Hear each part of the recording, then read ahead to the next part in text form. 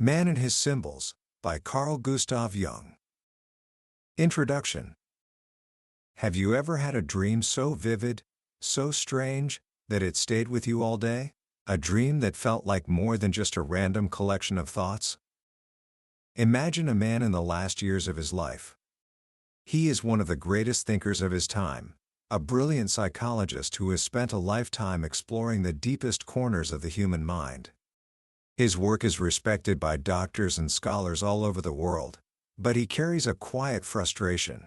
He feels that the public, the very people he wants to help, find his ideas too difficult, too complex.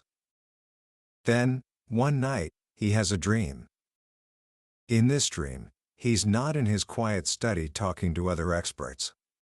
He is standing in a public square, a marketplace, and he's speaking to a vast crowd of ordinary people. And the most incredible thing is happening. They're listening with rapt attention. They understand him. That man was Carl Jung, and when he woke from that dream, he knew he had to do something he had resisted his entire life. He had to write a book for everyone. A book that would unlock the secret language of the mind, not for psychiatrists, but for you and me. That book is Man and His Symbols. It was the last work of his life, a final gift to the world, completed just days before he passed away. What Jung promised in that book is what I promise you today. We're going on a journey into the most mysterious and fascinating territory that exists, the world inside your own mind. We're going to explore the hidden language of your unconscious, the world of dreams and symbols. By the end of our time together, you will understand that your dreams are not random nonsense. They are messages, profound, personal, and urgent messages, from the wisest part of yourself, trying to guide you toward a fuller, richer, and more authentic life. So, let's begin. Let's learn to listen to what our dreams are trying to tell us. Book summary. Let's start with a simple question. What's the difference between the letters U, N, and a cross? Both are symbols, right? Well, not exactly. Jung makes a crucial distinction right at the beginning. The letters U, N, are what he would call a sign. It stands for something we already know, the United Nations. It has a single, definite meaning. Once you know it, the mystery is gone. A cross, on the other hand, is a symbol. Yes, it can be a sign of the Christian faith, or even a marker for death. But it's so much more. It speaks of sacrifice, of suffering, of the intersection between the divine and the human, of a central point where opposites meet. It implies something vast, unknown, and powerful that we can feel but never fully explain. A sign just points to something. A symbol opens a door into the unknown. Our world is full of signs, but we have largely forgotten the language of symbols. And in doing so, we've lost touch with the most important part of ourselves, the unconscious. Now, when you hear the word unconscious, you might think of Sigmund Freud, Jung's famous teacher and later, his rival. For Freud, the unconscious was a bit like a dark basement in your mind, a place where you shove all your repressed desires, your secret shames, and your forbidden thoughts. It was a holding cell for the parts of you that civilized society didn't want to see. Jung saw it differently. He believed the unconscious wasn't just a basement, it was an entire, unexplored continent within you. It wasn't just a junkyard of past repressions, it was a vibrant, creative, and wise world, infinitely wider and richer than our conscious mind, the part we think of as me. Our conscious ego is like a small boat bobbing on the surface of a vast and deep ocean. The unconscious is the ocean itself, powerful, ancient, and full of life. And how does this vast ocean communicate with the little boat on the surface? Through dreams. For Jung, dreams are the natural, unfiltered language of the unconscious. They aren't trying to disguise anything, as Freud believed. They are simply speaking in their native tongue, which is the language of symbols. A dream doesn't use logic and reason. It uses images, stories, and feelings. This is why we so often dismiss our dreams. We wake up and say, "That made no sense." We try to understand them with our logical, conscious mind, and it's like trying to read a poem as if it were a technical manual. We're using the wrong tool. So, what are our dreams trying to do? Jung's great discovery was that dreams are compensatory. Their job is to restore our psychological balance. If our conscious attitude becomes too one-sided, the dream will provide the other side. Imagine a man who is incredibly arrogant and thinks he's better than everyone else. He might have a dream of falling from a great height, or of being dressed in rags. His conscious mind is inflated, so his unconscious sends him an image of humility to bring him back to earth. Or consider a person who is too timid, who always says yes to others and never stands up for themselves. They might dream of roaring like a lion or fighting a great battle. The dream is showing them the strength they have within, the strength their conscious mind has forgotten.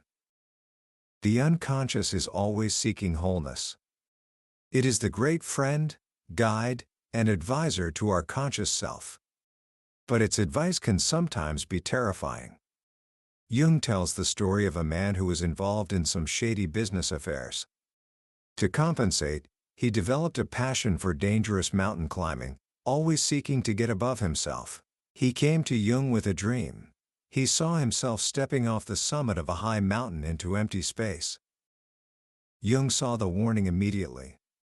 He told the man this dream foreshadowed his death in a mountain accident and begged him to be careful. But the man ignored the advice. 6 months later, he was climbing. At a difficult spot, he suddenly let go of the rope, as if he were jumping into the air, the guide later reported. He fell to his death. His unconscious had seen the danger he was courting, the self-destructive impulse hidden beneath his conscious ambition, and it had sent a clear warning. He just didn't listen. Our dreams, then, are not just nightly entertainment. They are a direct, personal, and meaningful communication from the deepest part of our being. A communication that uses a universal alphabet of symbols, symbols that Jung called archetypes. If dreams are the sentences, archetypes are the letters. They are the universal, inherited patterns of human thought and experience that are wired into our psyche. Just as a bird is born with the instinct to build a nest, we are born with a predisposition to understand the world through these archetypal patterns. You already know them, even if you don't know their name.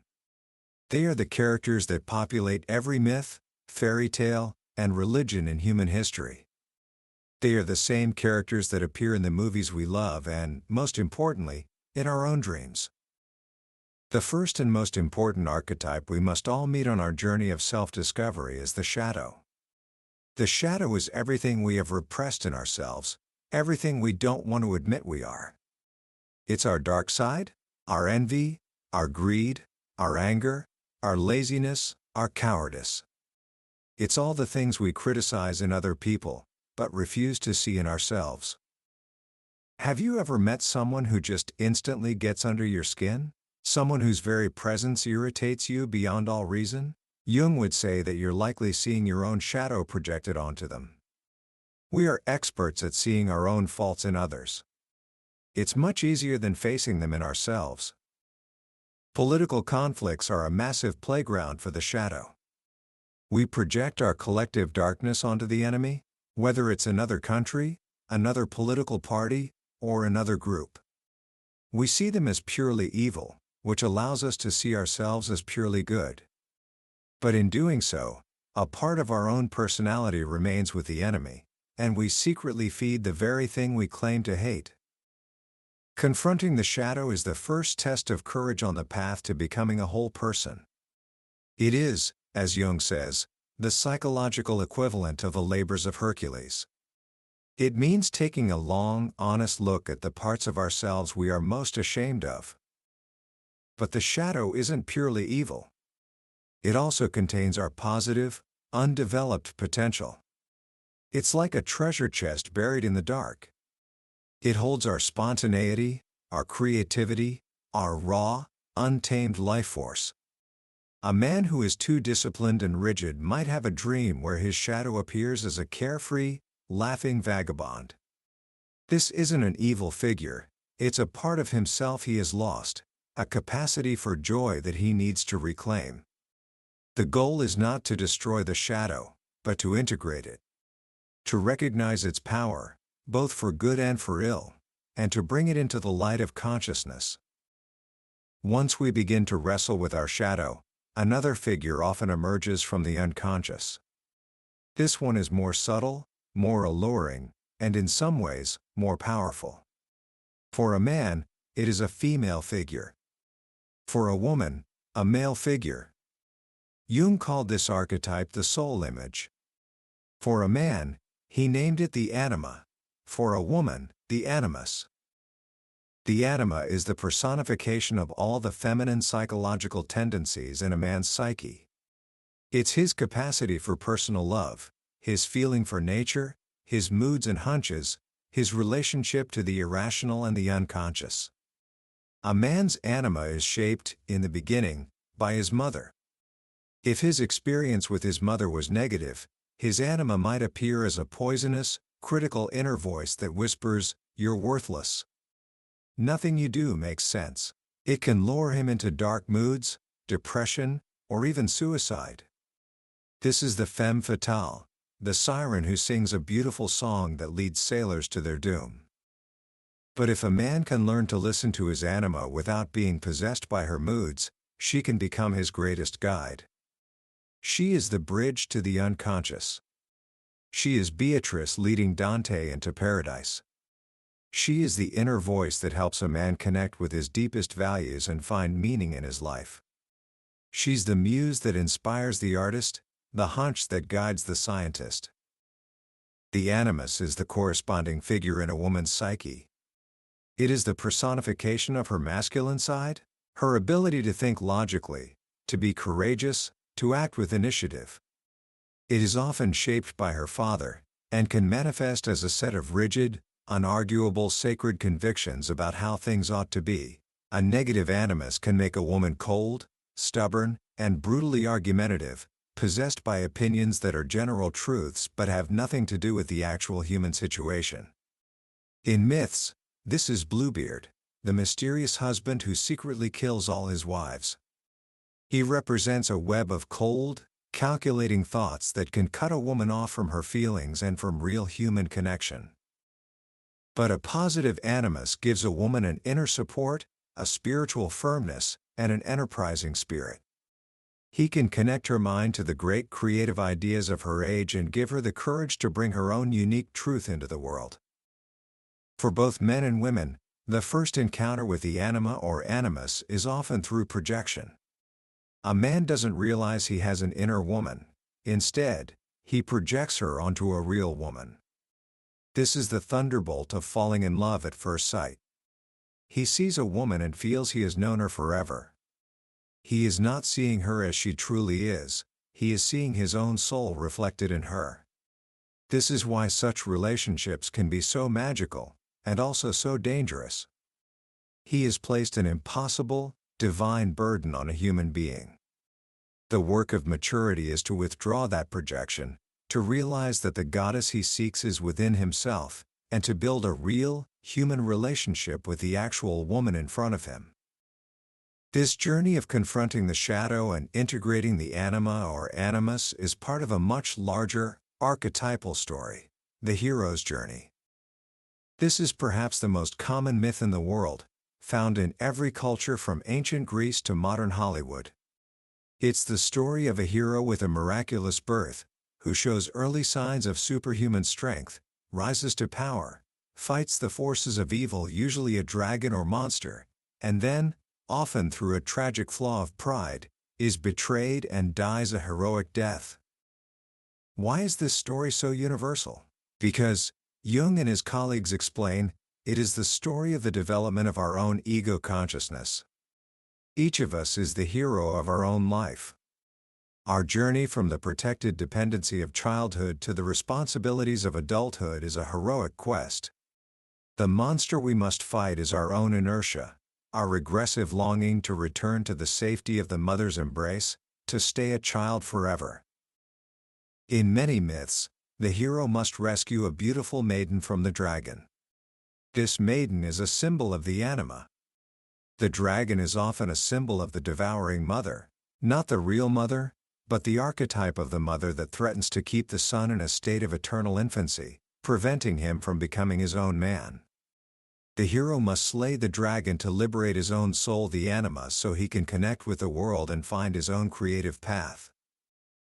This entire process, this journey of confronting the shadow, integrating the soul image, and embarking on the hero's quest, has a single, ultimate goal. Jung gave it a special name: individuation. Individuation is the process of becoming an individual, that is, an undivided, whole person. It is the single most important journey any of us can take. It's not about becoming perfect, it's about becoming complete. To explain this, one of Jung's colleagues, M.L. von Franz, uses a beautiful metaphor. Imagine the seed of a mountain pine. It contains the blueprint of the entire future tree. But that seed falls in a particular place.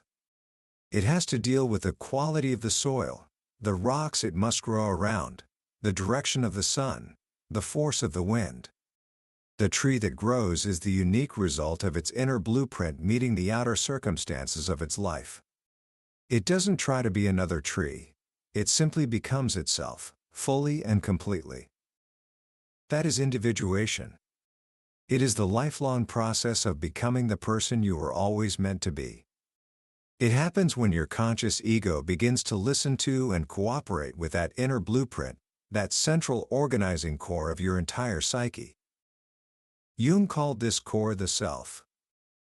The self is the archetype of wholeness, the totality of your conscious and unconscious mind.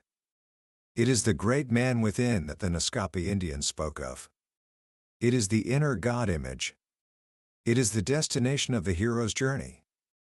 If the ego is the captain of the ship, the self is the silent, all-knowing navigator who holds the map and knows the final destination. Because the self represents totality and wholeness, its most common symbol, across all cultures and all times, is the circle, or a circular image with a fourfold structure, which Jung called a mandala. You see it everywhere once you start looking. You see it in the rose windows of great cathedrals. You see it in the dream catchers of Native Americans. You see it in the circular ground plans of ancient cities, like Rome, which were founded as sacred spaces, ordered cosmoses with a divine center. You see it in the halos of saints. You even see it, Jung suggested, in the modern myth of flying saucers, a projection of our collective, unconscious longing for wholeness and salvation in a fragmented and chaotic age.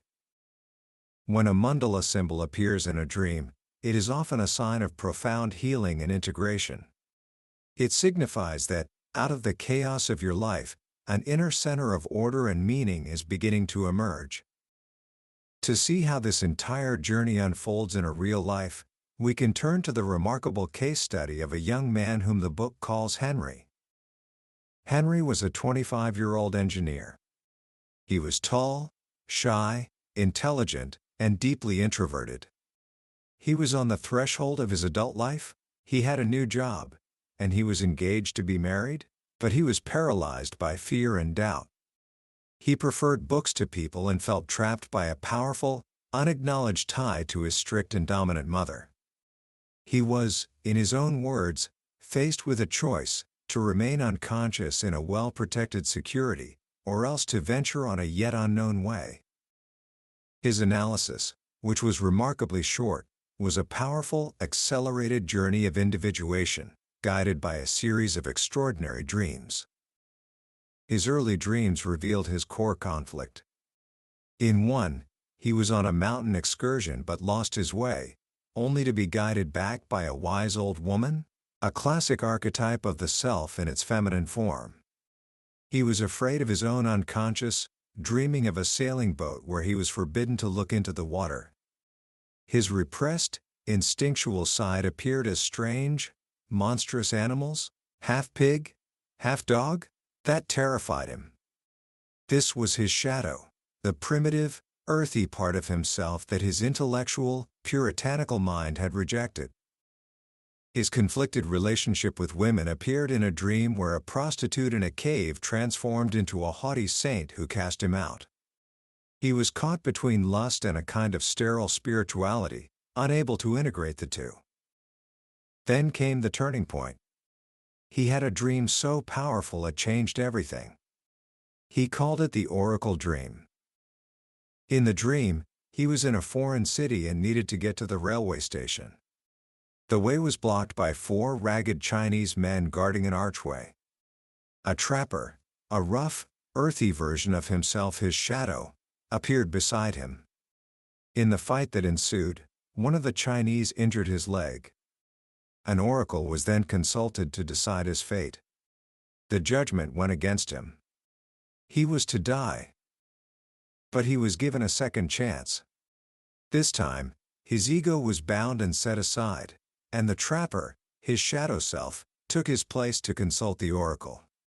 And the trapper won. Henry was saved. This dream was a profound initiation. It taught him that his conscious ego, his rational, scientific mind, was not enough. In fact, it had failed him. He could only be saved by accepting and trusting his other side, the primitive, instinctual shadow self that he had so feared and rejected. The dream forced upon him a sacrificium intellectus, a sacrifice of the intellect. He had to surrender his conscious pride to a deeper, irrational wisdom. The effect was immediate and profound. His dreams became more and more powerful, and he began to listen to them with courage. Finally, came the last dream of the analysis, a magnificent 4-part epic that showed his complete transformation. The dream began in the evening, with Henry and 3 friends representing the 4 functions of his psyche drinking together with a young girl, his anima. It moved into the night, where one of them, the president of France, gets drunk and urinates in the street, baptizing a child held by an old woman. This was his shadow self, his repressed instinct, breaking free in a wild, chaotic, but strangely creative act. Then came the morning. A magnificent, naked Negro walks through a snowy landscape.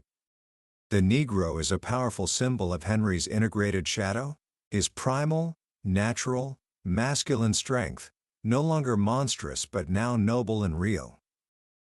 The dream culminates at noon. The 4 friends travel to a dark house to pay homage to the Negro. They fear he might be frozen in the cold, but he is alive. He is mute, so they cannot speak to him with words. They must offer him a gift, a symbol of their civilization. Henry, with deference, offers a simple box of matches. The matches are controlled fire. Fire is the symbol of passion, of the heart, of conscious awareness. In this single humble act, Henry united the civilized product of his conscious mind with the primal, instinctual power of his unconscious. He had healed the split within himself. At the end of the dream, all the male figures join in a joyous feast. Henry's masculine totality was complete. What happened in the dream was mirrored in his life. The fear and doubt that had paralyzed him were gone. He married his fiancée 9 months after his analysis began, and they moved to Canada, where he started a successful career and a family. He had completed the first half of his individuation. He had become a man. Commentary. So, what do we take away from this incredible journey into the mind of Carl Jung? Why does a book written over half a century ago feel more relevant today than ever before? I think it's because our modern world, for all its technological wonders, has led us into a state of profound disconnection. We are disconnected from nature, from each other, and most tragically, from ourselves. We live in the brightly lit, noisy world of the conscious mind? The world of schedules, ambitions, social media feeds, and endless distractions. We have forgotten that there is another world, a deeper world, within us. Jung's work is a powerful, urgent reminder that we are more than just our conscious egos. We have a vast, wise, and ancient inner companion, the unconscious, that is constantly trying to speak to us, to guide us back to a state of wholeness. The great tragedy of modern life is not that we don't have the answers, it's that we've stopped listening to the part of ourselves that does. The message of Man and His Symbols is ultimately one of profound hope and empowerment. It tells us that your life is not a series of random, meaningless events. There is a story unfolding within you. A pattern. A purpose. You are on your own, unique hero's journey toward becoming the person you were born to be. And your dreams are the map. They are the nightly dispatches from the self, your inner navigator, showing you where you are and where you need to go next. This journey is not easy. It requires courage. The courage to face your shadow, to look honestly at the parts of yourself you'd rather ignore. It requires the humility to accept that your rational mind doesn't have all the answers, and that you must sometimes surrender to a wisdom that is deeper than your own understanding. It is, as Jung knew, the only adventure left that is truly worthwhile. So how do you begin this adventure? It starts with a simple, practical step. First, get a notebook and place it by your bed. From now on, when you wake up, before you check your phone, before you even get out of bed, write down whatever you can remember of your dreams. Don't worry about what they mean. Don't try to analyze them. Just record them. The simple act of paying attention, of writing them down, is a powerful message to your unconscious. It says, "I'm listening." And as the Naskapi hunters discovered, when you listen, the great man within begins to speak more clearly. Second, start paying attention to your projections. The next time someone makes you unreasonably angry or fills you with blind admiration, pause and ask yourself, what part of my own self am I seeing in this person? What quality in them, good or bad, is actually a disowned part of my own personality?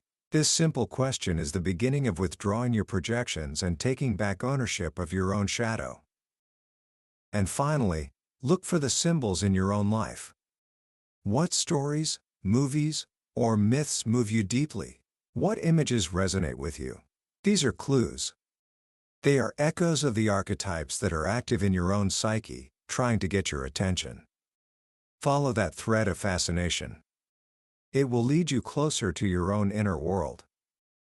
That was a summary of Man and His Symbols by Carl Gustav Jung. We've explored the major landmarks of his thought today, but I have to be honest with you, a summary is like looking at a travel brochure. The real adventure only begins when you take the trip yourself. The true magic of a book like this happens in the quiet moments of reading, when a particular story or a single phrase connects with something deep inside you in a way you never expected. This summary is a map, designed to show you the terrain and help you decide if this journey is one you want to take. If anything we've talked about today has sparked your curiosity or touched a part of you that feels true, then I urge you to grab a copy. Reading it isn't just about learning new ideas, it's an experience that can genuinely change the way you see yourself, your dreams, and your place in the world. The link to the book is in the description below. Also, if you found this journey valuable, please take a moment to hit that like button and subscribe to the channel. That way, you won't miss our next exploration into another life-changing book from the billionaire's bookshelf. Let's keep learning, and let's keep growing together.